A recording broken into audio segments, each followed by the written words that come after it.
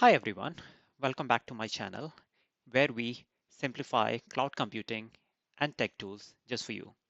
Today we are going to deep dive into something super useful, Microsoft Azure Pricing Calculator. If you are planning to use Microsoft Azure and wanted to deploy resources, before you do so, you should always know how much it is going to cost you, how much it is going to cost for your customer.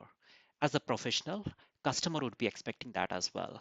So let's get started with the Azure Pricing Calculator.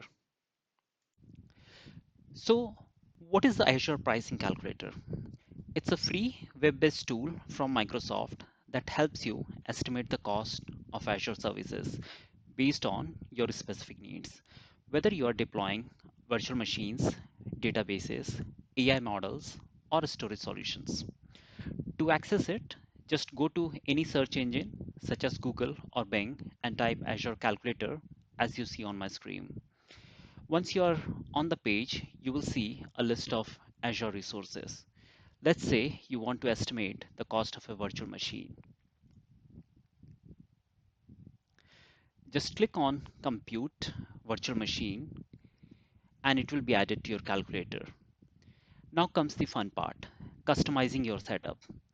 You can choose region like Southeast Asia or East US, operating system, VM series and size, number of instances, hours per month, licensing option, all here at this page.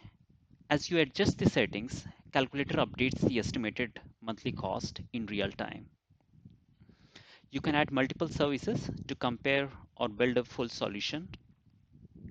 Similar to VM, I'll take another example of Azure SQL database. That's a PaaS service by Microsoft Azure, platform as a service. You can choose region, type, single or elastic pool, purchase model, vCore or DTU, database transaction unit, and so on. You can fill all this detail. Once you're done, you can export your estimate as an Excel file or share it via a link.